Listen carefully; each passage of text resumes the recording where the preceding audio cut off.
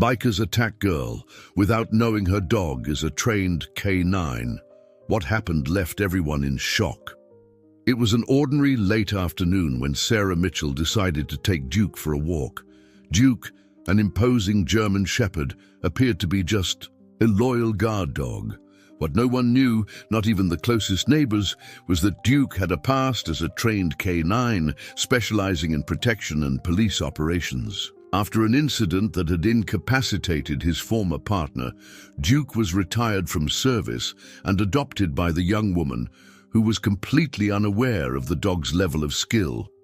If this story caught your interest, don't forget to subscribe to our channel and give it a like.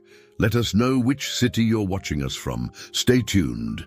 During their walk, a quiet road seemed the perfect choice to relax until the rumble of motorcycles in the distance began to echo.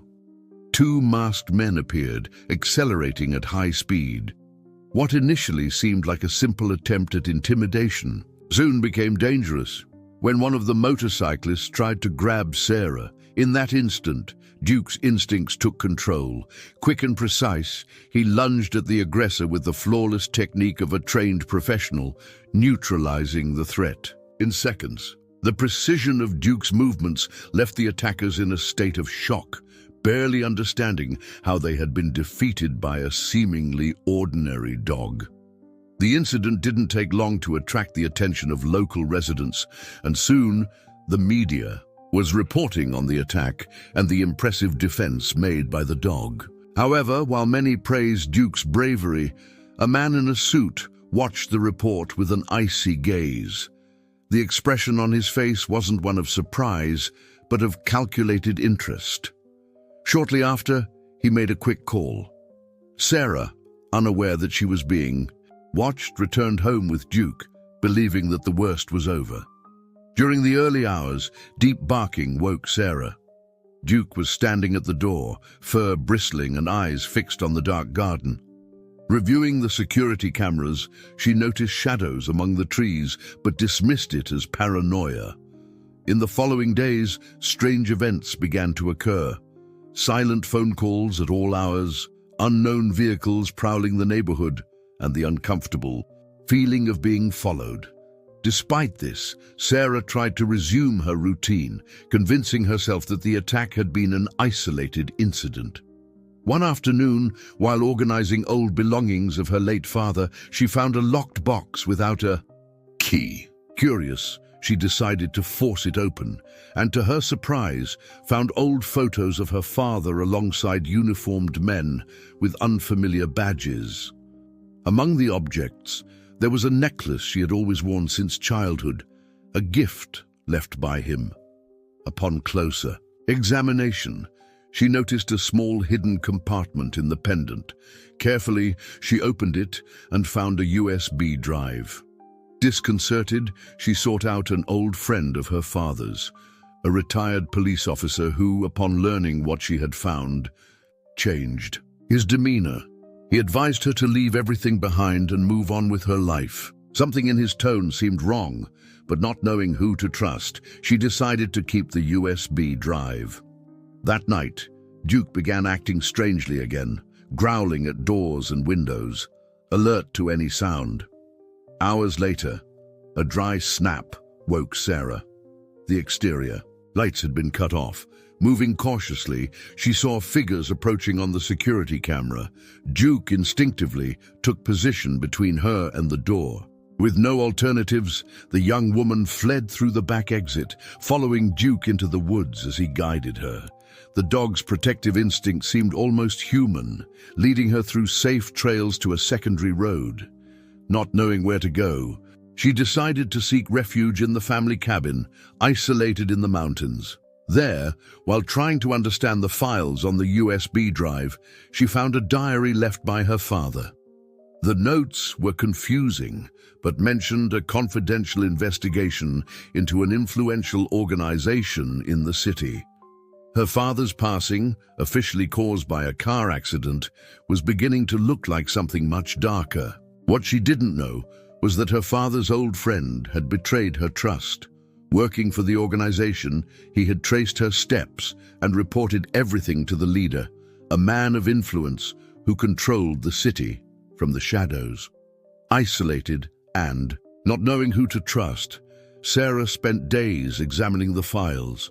Duke, always alert, sensed strange movements around the cabin and discreetly thwarted ambushes. In one of the documents, she found a photo of the criminal leader shaking hands with well-known public figures. The conspiracy seemed larger than she had imagined.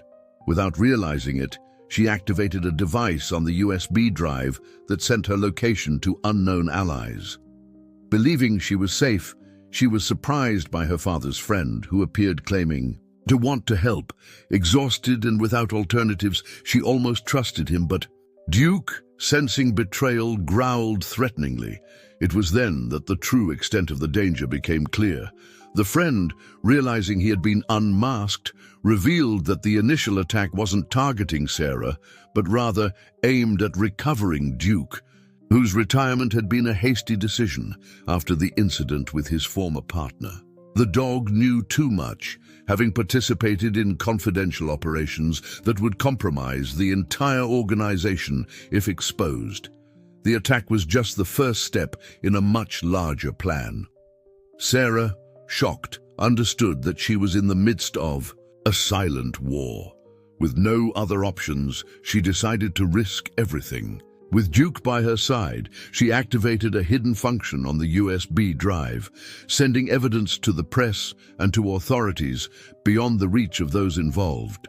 The trap was closing in, but the organization, sensing the imminent threat, launched a full attack on the cabin.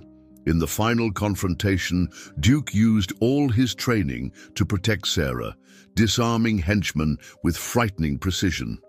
Sarah, guided by her father's notes, discovered an escape route that led directly to an abandoned, old police base.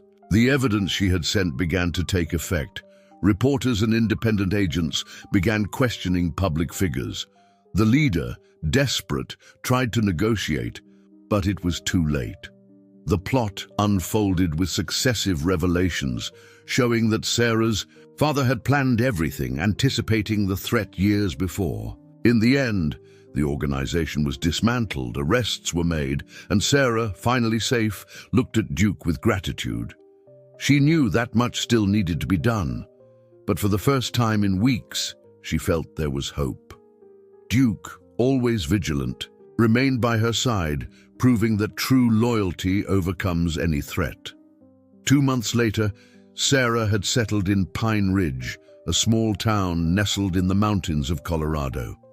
She had chosen this remote location deliberately, hoping to escape the shadows of her past and start fresh. The wooden cabin she now called home sat on the edge of a dense forest, providing both isolation and a sense of security that she desperately needed. Duke had adapted wonderfully to their new surroundings, patrolling the perimeter of their property with the same disciplined vigilance he had shown during their ordeal. Sarah watched him from the porch, a steaming cup of coffee in her hands, as he investigated a rustling in the bushes that turned out to be nothing more than a curious squirrel. "Just a squirrel, buddy," she called out softly, and Duke's ears perked up in acknowledgement before he trotted back to her side. Life had finally begun to settle into a peaceful rhythm. Sarah had found work remotely as a graphic designer, which allowed her to maintain a low profile while earning a living. The townsfolk were friendly enough, but respected her privacy, and she'd managed to make a few casual acquaintances without revealing too much about her past. But despite the apparent calm, Sarah couldn't shake the feeling that there were still loose ends. The USB drive her father had left her contained files she hadn't fully deciphered yet. Names, locations, and cryptic notes that seemed to point to something bigger than what they had already uncovered. One evening, as a summer thunderstorm rolled across the mountains, Sarah sat cross-legged on her living room floor, papers and printouts spread around her. Duke lay nearby, his head resting on his paws but his eyes alert, watching her work. "What are we missing, Duke?" she murmured, studying a particularly puzzling document. It contained a list of names, most of which had been crossed out, but 3 remained uncircled. 2 of them had been implicated in the evidence she had released months ago, but the third, Richard Blackwood, remained a mystery. Sarah typed the name into her laptop, searching for any connection to her father or to the organization they had exposed. After several fruitless searches, she was about to give up when an image caught her eye, a newspaper clipping from 15 years ago showing a ribbon-cutting ceremony for a new police training facility. In the background, barely noticeable, was a younger version of her father standing alongside a man she recognized as Richard Blackwood. "Got you," she whispered, leaning closer to the screen. According to the caption, Blackwood had been a major donor to the facility, a respected businessman with interests in security technology. But what was his connection to her father's investigation? A knock at the door made her jump. Duke was on his feet instantly, hackles raised as he positioned himself between Sarah and the entrance. "Easy, boy," she soothed, though her own heart was racing. Visitors were rare in this isolated spot, especially at this hour and during a storm. Cautiously, Sarah approached the door, peering through the peephole. A man stood on her porch, rain dripping from his hat and coat. He was in his 50s, with graying hair at his temples and a weathered face that spoke of years spent outdoors. "Who is it?" Sarah called through the door, one hand resting on Duke's collar.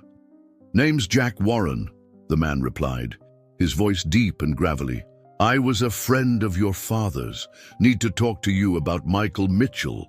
Sarah's breath caught in her throat. She hadn't used her real name since arriving in Pine Ridge, and few people knew her connection to Michael Mitchell.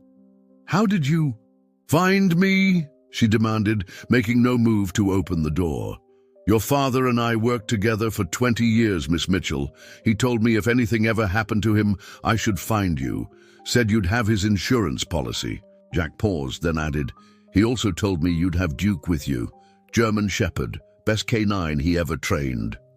Sarah glanced down at Duke, who was still rigid with tension, but wasn't showing the aggressive behavior he typically displayed when he sensed a threat. It wasn't much to go on, but it was something. "Wait there," she instructed, stepping away from the door to retrieve her father's gun from the drawer by her bed.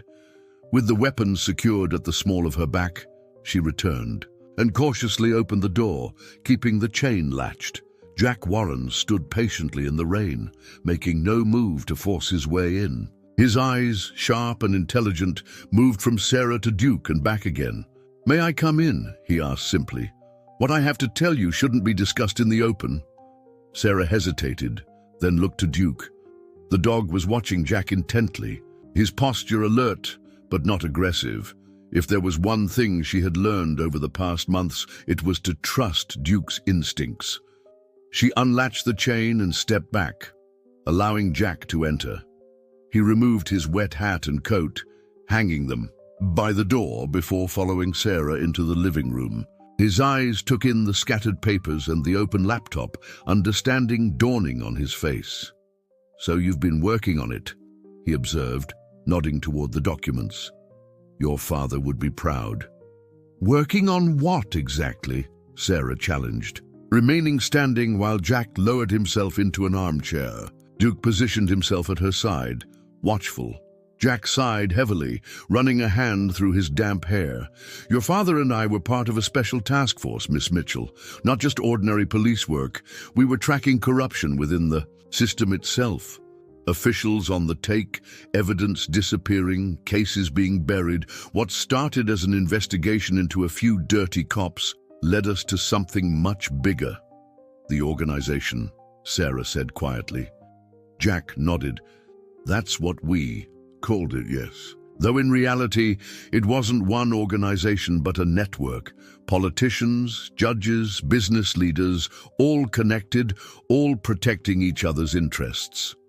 He leaned forward, his expression grave. "Your father got too close.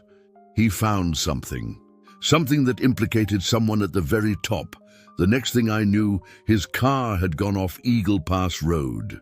Sarah's throat tightened at the mention of the accident that had claimed her father's life. It wasn't an accident, was it? No, Jack confirmed, his eyes holding a deep sadness. It wasn't an accident. Your father was silenced because of what he discovered. Sarah sank onto the couch, the weight of confirmation pressing down on her, even though she had suspected the truth for months. Hearing it stated so plainly made her stomach knot with grief and anger. And what exactly did he discover? She asked, fighting to keep her voice steady. Jack glanced meaningfully at the papers scattered across the floor. I think you already have pieces of it, the USB drive. Did you find it? Sarah nodded cautiously, still not entirely sure she could trust this man. I found it. Some of the files are encrypted, though. As they should be, Jack said. Your father was thorough. He knew the information he was gathering could get him. He paused, reconsidering his words. He knew it was dangerous. That's why he created a failsafe. The USB drive? Part of it. The drive itself contains evidence, but it's also a key. There's a secure server where he uploaded everything, every piece of evidence, every name, every connection, the complete picture. Sarah's mind raced. And you need the drive to access this server? Jack nodded. That and a password, a phrase only you would know. A flash of lightning illuminated the room, followed by a rumble of thunder that made the windows vibrate. Duke shifted restlessly, moving closer to Sarah. Why should I trust you? She asked bluntly. For all I know, you could be working for them. A faint smile touched Jack's weathered face. Your father said you'd say that. He also said that Duke would know. He held out his hand, palm up, toward the German shepherd. Canines don't forget their trainers or their friends. Duke looked at Sarah as if seeking permission, then cautiously approached Jack. He sniffed the outstretched hand, then, to Sarah's surprise, moved closer, allowing Jack to scratch behind his ears. I helped train him, Jack explained, before he was assigned to Ryan Parker, your father's partner. The partner who was incapacitated, Sarah said slowly, pieces clicking into place. That's why Duke was retired. Jack's expression darkened. Ryan wasn't just incapacitated. He was left in a coma after getting too close to the truth. The official story was that he was injured in a drug bust gone wrong, but that was a cover-up. Duke was there. He saw everything. And in their world, a witness is a witness, even if it's a dog. Sarah looked at Duke with new understanding. His protective behavior, his wariness around strangers. It all made sense. He wasn't just a trained canine. He was a target. So they wanted Duke eliminated, she said, feeling sick at the thought. And when they saw him with me, they thought. You might know something too, Jack confirmed. Your father had been careful to keep you out of his investigations, to protect you. But when they saw his daughter with his partner's K9, they assumed I was continuing his work, Sarah finished. She ran a hand through her hair, trying to process everything. But I didn't know anything until after the attack, until I found the USB drive. Jack nodded grimly. Which means they're still looking for you, and for Duke. They know there's evidence out there that could expose them completely, and they won't stop until they find it. He glanced around the cabin. You've been smart, staying off the grid, but it won't be enough, not in the long run. So what do you suggest? Sarah asked, a hint of defiance in her voice. I've spent the last 2 months building a life here. I can't just run again. Not run, Jack corrected her. Fight. Finish what your father started. With the evidence on that server, we could bring down the entire network, not just the pawns you exposed before, but the king. Richard Blackwood, Sarah said, glancing at her laptop screen where the newspaper photo was still displayed. Jack's eyebrows rose in surprise. You've been doing your homework. Yes, Blackwood. On the surface, a respectable businessman and a philanthropist. In reality, the puppet master pulling strings across 3 states. Your father was close to proving it when... He didn't need to finish the sentence. Sarah stood up and walked to the window, watching the storm rage outside. For months, she'd been trying to put the past behind her, to forget the terror of those days on the run. But deep down, she had always known it wasn't over. The incomplete files, the unanswered questions, they had haunted her dreams. "If I help you access this server," she said slowly, "what then? We just hand everything over to the authorities? How do we know who we can trust?" "We don't," Jack admitted. "That's why your father set up a distribution protocol. Once accessed, the evidence gets sent automatically to multiple destinations. Federal agencies, international law enforcement, trusted journalists. Too many recipients for them to silence or control." Sarah turned back to face him. "And you've just been waiting all this time? Why didn't you come forward sooner?" A shadow crossed Jack's face. "I was injured in the same operation that put Ryan in a coma. By the time I recovered, your father was gone, and you had disappeared. It's taken me months to track you down." He leaned forward earnestly. "I'm not asking you to trust me blindly, Sarah. I'm asking you to trust your father, to finish what he started." Duke had moved back to Sarah's side, his warm body a reassuring presence against her leg. She looked down at him, remembering how he had protected her, guided her, saved her life more than once. She owed it to him too. "All right," she said finally. "I'll help you access the server, but we do this my way, cautiously." Jack nodded, relief evident on his face. "Thank you. Your father would be proud." Sarah was about to respond when Duke suddenly stiffened, his ears pricked forward. A low growl rumbled in his chest as he stared toward the front door. "What is it, boy?" Sarah whispered, instantly on alert. Jack was already on his feet, moving silently to the window. He peered through a gap in the curtains, then stepped back. "Quickly, vehicle coming up the drive," he reported in a hushed tone.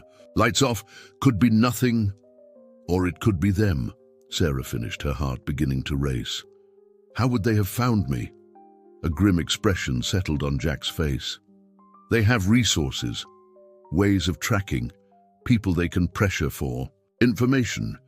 He hesitated, then asked, "Do you have a back way out of here?" Sarah nodded, moving swiftly to gather essential items. Her laptop, the USB drive, her father's gun. Through the kitchen, there's a trail that leads deeper into the forest. "Good, we need to move now." Jack was already pulling on his coat. "They'll check the obvious escape routes first. We need to do something unexpected." Sarah quickly stuffed a few items into a backpack, a flashlight, some energy bars, a first aid kit, and a tightly folded thermal blanket. Years of camping in these mountains with her father had taught her the essentials of survival. "What about Duke?" she asked, glancing at the German shepherd who was now standing alertly by the back door, as if he understood perfectly what was happening. Jack gave a grim smile. "Duke knows what to do. He's been in situations like this before." As they slipped out the back door into the rain-soaked night, Sarah felt a strange mixture of fear and determination. Just hours ago, she had been settling into her new life, believing the worst was behind her. Now she was on the run again, plunging back into a dangerous world of secrets and betrayal. But this time was different. This time she wasn't running blindly. This time she was moving with purpose, to uncover the truth, to expose those responsible, to finally get justice for her father. With Duke leading the way and Jack following close behind, Sarah moved deeper into the forest, away from the lights of the approaching vehicle. The storm continued overhead, lightning occasionally illuminating their path and thunder masking the sound of their movement through the underbrush. "Where are we going?" Sarah whispered to Jack as they paused behind a large boulder. "There's an old fire lookout tower about 5 miles from here," he replied, checking his compass. "Abandoned now, but sturdy. We can regroup there, access the server if possible." Sarah nodded, adjusting her backpack straps. The rain was relentless, soaking through her jacket and chilling her to the bone. Duke seemed unbothered by the weather, his focus entirely on guiding them safely through the darkness. As they continued their trek, Sarah's mind raced with questions. Who had betrayed her location? How much did they know? Was Jack really who he claimed to be? Despite Duke's acceptance of the man, a seed of doubt lingered in her mind. The old fire lookout tower loomed above them, a skeletal silhouette against the stormy sky. Lightning flashed, illuminating the weathered structure for a brief moment before plunging it back into darkness. Sarah paused at the base, looking up at the steep staircase that spiraled around the outside of the tower. "It's sturdier than it looks," Jack assured her, noting her hesitation. "I've used it as a safe house before." Duke had already started. Up the stairs, his wet fur glistening in the dim light of Sarah's flashlight. She followed, trying to ignore the way the entire structure seemed to sway slightly in the gusting wind. Jack brought up the rear, pausing occasionally to scan the forest behind them. The lookout room at the top was small but dry, with windows on all sides offering a 360-degree view of the surrounding landscape. Jack secured the trapdoor through which they had entered, then pulled dusty blankets from a storage trunk. "Not exactly the Ritz," he commented, handing one to Sarah. "But it'll do for now." Sarah wrapped the blanket around her shoulders, grateful for even this small comfort. Duke shook himself vigorously, spraying water droplets across the room, then settled in a vigilant position by the trapdoor. "Good boy," Sarah murmured, reaching out to stroke his damp fur. Despite everything, a smile tugged at her lips as she watched him. In the months since they had been together, Duke had become more than just a protector. He had become her constant companion, her anchor in a world that kept shifting beneath her feet. "We should be safe here for a few hours at least," Jack said, peering out at the dark forest. "Enough time for us to access the server and set the wheels in motion." Sarah nodded, pulling the USB drive from her pocket. She turned it over in her palm, this small object that had caused so much chaos in her life. "It's time to finish this," she said quietly. She opened her laptop, grateful that it still had some battery life remaining. As she inserted the USB drive, a password prompt appeared on the screen. "This is where we need that phrase," Jack said, moving to sit beside her. "Your father said it would be something personal between the two of you, something no one else would know." Sarah stared at the blinking cursor, her mind racing through memories of her father. What phrase would he have chosen? What secret did they share that no one else knew about? And then it came to her, a memory so clear it might have happened. Yesterday, her 10th birthday, a camping trip in these very mountains. A meteor shower that night, stars streaking across the sky as they lay on a blanket, side by side. "Make a wish, Sarah Bear," her father had whispered.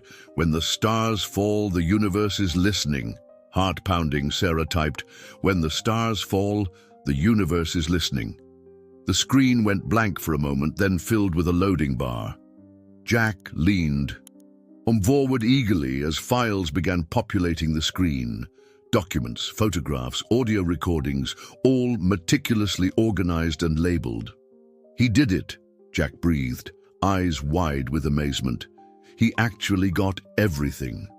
Sarah scrolled through the files, stunned by the scope of her father's investigation. There were surveillance photos, financial records, transcripts of conversations, a web of evidence connecting dozens of influential figures to corruption, and all of it leading back to one man, Richard Blackwood. "With this, we can bring down the entire network," Jack said, his voice tight with emotion. "Your father didn't die in vain, Sarah. His work will finally see the light of day." Sarah opened a folder labeled Distribution Protocol and found detailed instructions for sending the evidence to various recipients.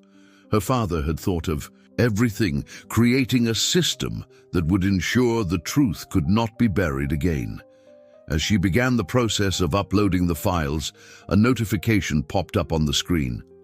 "Confirmation required. Initiate distribution protocol." Sarah's finger hovered over the enter key.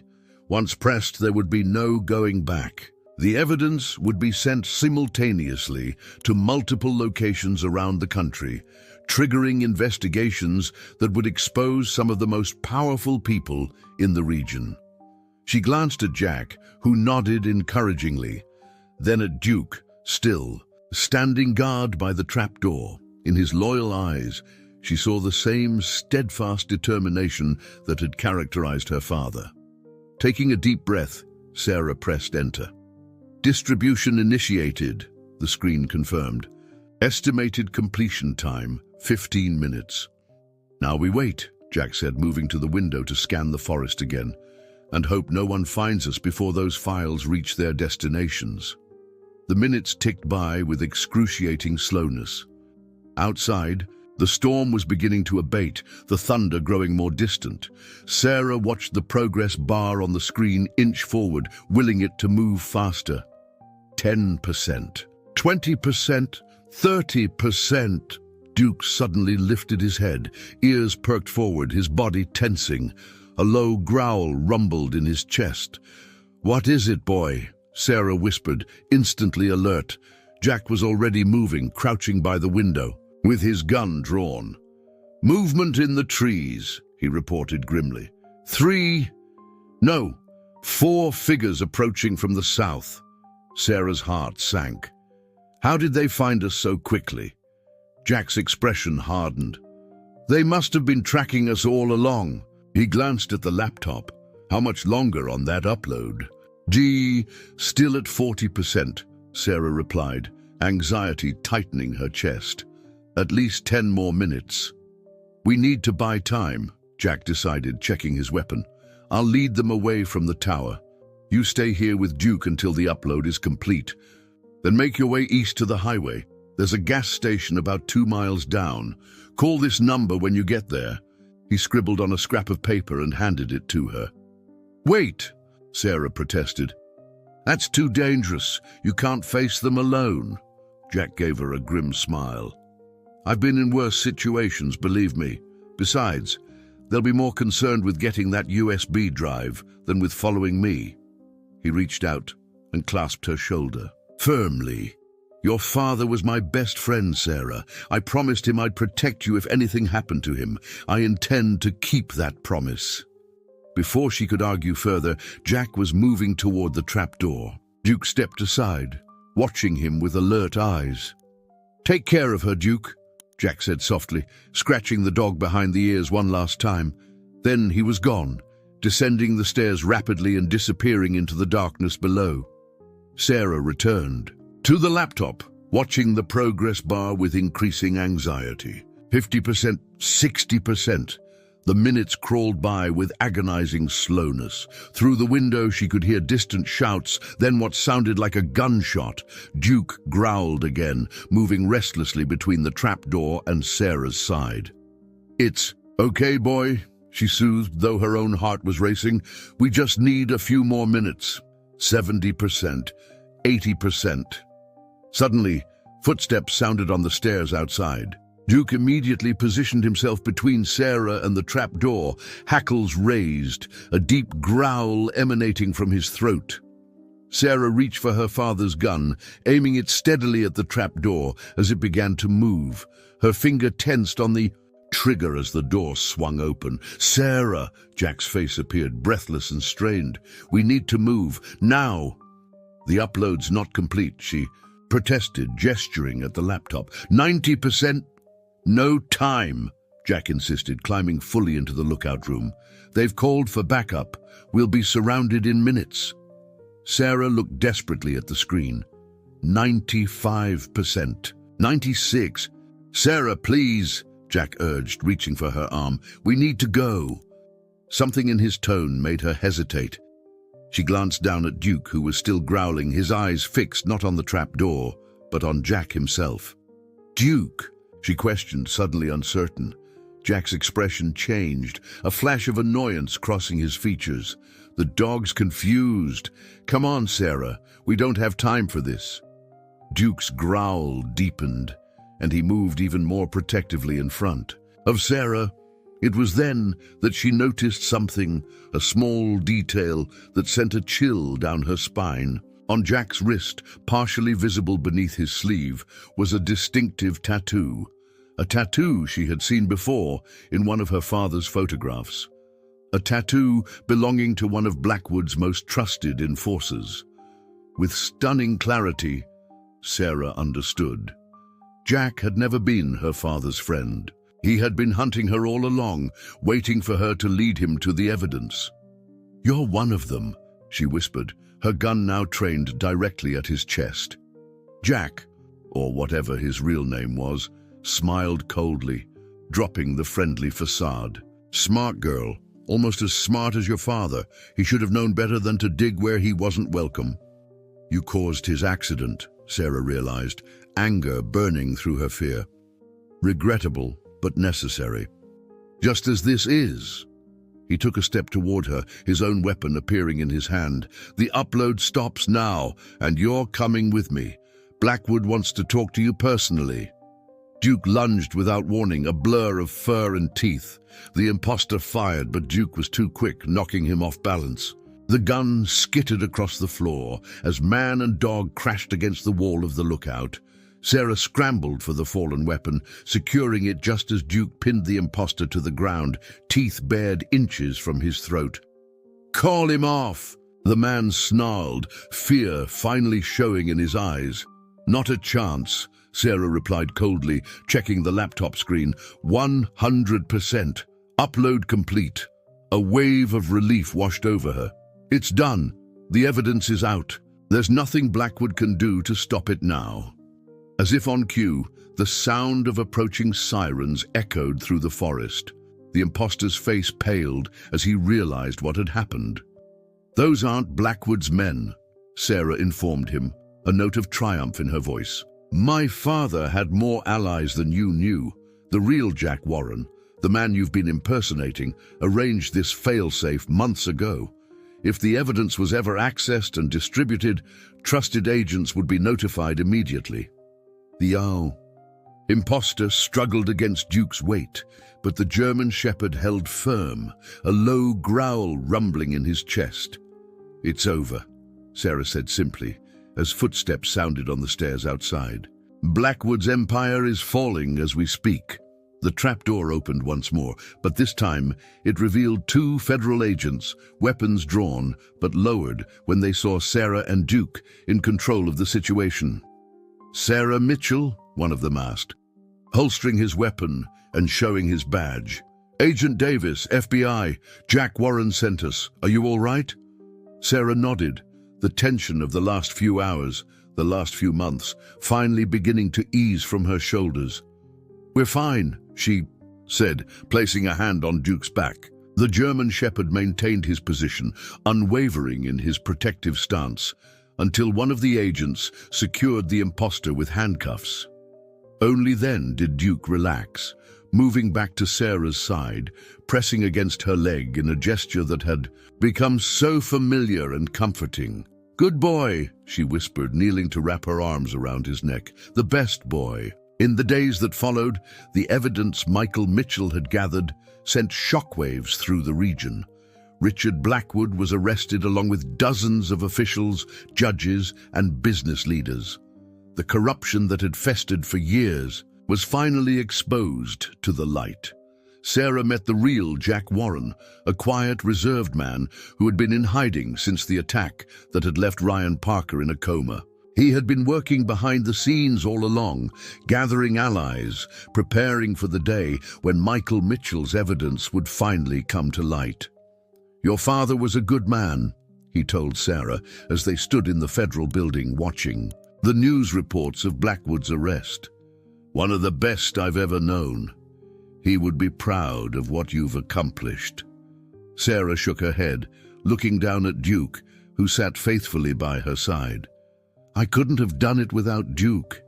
He knew the truth when I didn't. He protected me when I had no idea who to trust." Jack smiled, bending down to ruffle the German shepherd's fur. "That's what he was trained to do, but it's more than training with this one. He's special." 3 months later, Sarah stood on the porch of a new home, not a hidden cabin this time, but a proper house on the outskirts of a friendly town. The fear that had been her constant companion was finally gone, replaced by a cautious optimism for the future. Duke bounded across the yard, chasing a butterfly with an almost puppy-like enthusiasm that made Sarah laugh. In the aftermath of Blackwood's downfall, she had been offered witness protection, a new identity, a fresh start far away. She had declined. "This is who I am," she had told the federal agents. "Michael Mitchell's daughter. I won't hide anymore." Instead, she had accepted a position with a special task force dedicated to continuing her father's work, rooting out corruption within law enforcement. It felt right, carrying on his legacy, using the skills she had developed during her months on the run. And Duke, of course, came with her. His official status had been reinstated, making him once again a working K9, though now his primary duty was protecting Sarah. Not that she needed much protection these days, with Blackwood and his network behind bars, but some habits were hard to break for both of them. As the sun set over her new beginning, Sarah called Duke to her side. The loyal German shepherd responded immediately, pressing against her leg in that familiar, comforting way. "We did it, boy," she whispered, scratching behind his ears. "We're safe now." Duke looked up at her with intelligent eyes that seemed to understand every word. In those eyes, Sarah saw not just loyalty, but a promise that whatever came next, they would face it together. The past had taught her that even the darkest shadows could be brought to light with enough courage and determination. The future, whatever it held, no longer seemed frightening. With Duke by her side, Sarah was ready for anything. Dear listeners, we hope that Sarah and Duke's journey has moved you. Their story of loyalty, courage, and truth reminds us that sometimes our greatest allies come in unexpected forms. To continue this emotional journey, we've prepared a special playlist with equally captivating stories. Find it by clicking to your left. If you enjoyed this story, don't forget to subscribe to our channel and give the video a like. Every day we bring unique stories that explore the complexity of life and the unbreakable bonds that sustain us through our darkest moments. Don't miss our upcoming content. We look forward to reading your thoughts in the comments section below.